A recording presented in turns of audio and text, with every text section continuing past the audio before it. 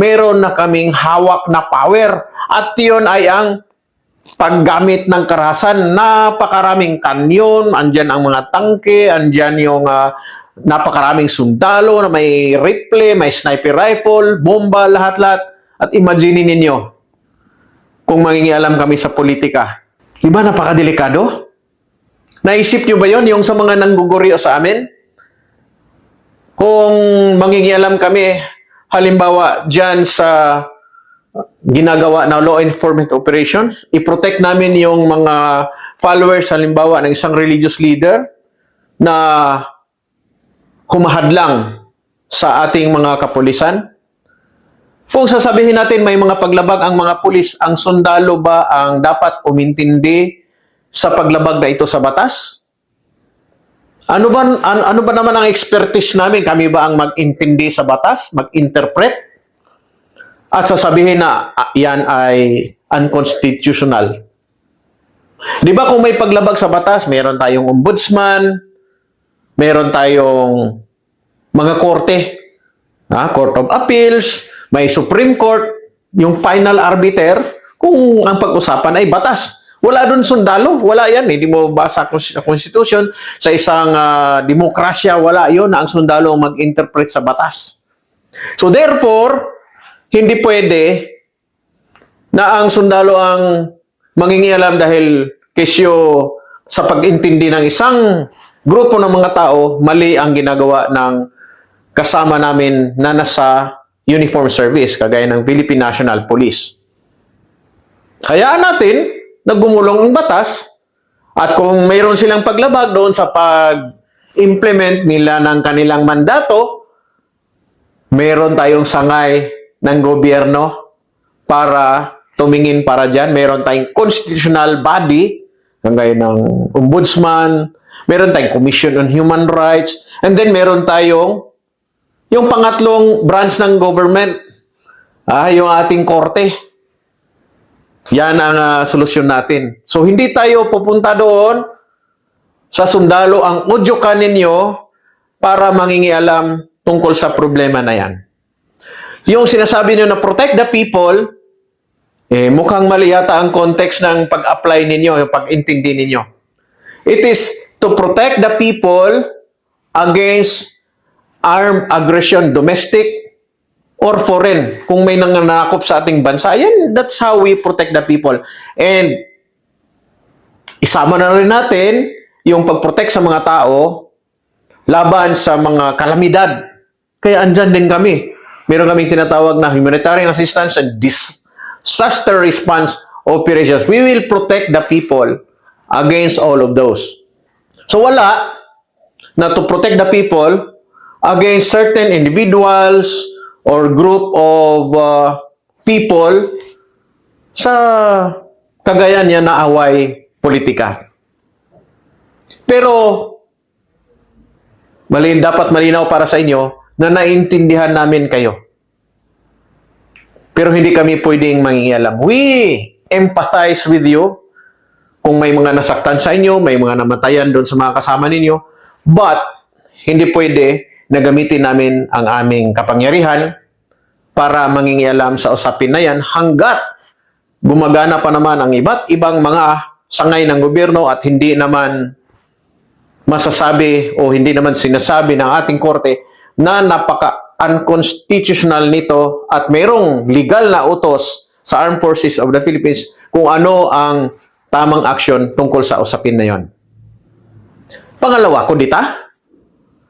Hindi ba kayo nadala sa kudita sa mga nagdaang mga dekada, ilan 30 years ago, na kung saan maraming mga nasawi, kapwa sundalo, nagkasakitan, mayroon pang magkapatid, nawasak yung mga urban centers natin, at naapektuhan yung ating ekonomiya. Kung hayaan natin na tuwing mayroon na lamang na hindi pagkaunawaan, kung mayroong dissatisfaction, sabihin na lang natin na marami sa population ng ating bansa ay dissatisfied sa gobyerno, kudita ba ang sagot? The answer is no. At ang kailangan natin gawin, magmuni-muni tayo at titingnan natin, susuriin natin, i-analyze natin, tingnan natin yung statistics sa nangyayari sa ibang bansa at statistics sa nangyayari within the Philippines, kung dapat ba kudita ang sagot, karahasan ang sagot. At kami na nasa serbisyo na inaasahan na susuporta na maging mapayapa ang bansang Pilipinas, maging maunlad ang bansang Pilipinas, kami ang pinakalas na dapat odyukan ninyo na magkudita. Sana naintindihan ninyo ang trabaho ng inyong mga sundalo at suportaan nyo kami sa aming hangarin na yung internal armed conflict matatapos at kasama sa pagtapos ng problema na yon ay good governance. So yung power para pumili kung sino yung mga pinakamatitino, mahusay na mga pinuno ng ating gobyerno sa local government at saka sa national level, nasa power naman yan ng boto at yung mga tao yon. Kasama na rin kami, bumoboto kami. Yun lang yung aming kaparihas na karapatan na pwede naming sabihin. Yung iba, kagaya ng pagsali sa mga demonstrasyon, mga rally, in uniform, bawal. Ang eligibility to run for public office while in uniform, bawal. Tingnan nyo lamang ang mga nakalagay sa ating mga batas. Kasama na dyan ang Republic Act 6713, Code of Ethics, kung pwede ba kami na magsali-sali sa mga demonstrasyon habang naka-uniforme. Pwede ba kami nangingialam sa nag-aaway-aaway sa politika, papanig kami sa isang political party? Tingnan nyo kung meron ba. Nakasaad ba yun sa batas?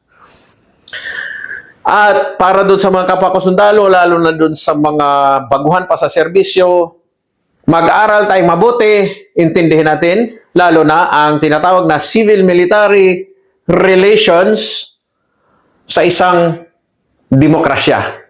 Ano ang role ng armed forces in providing security for the people?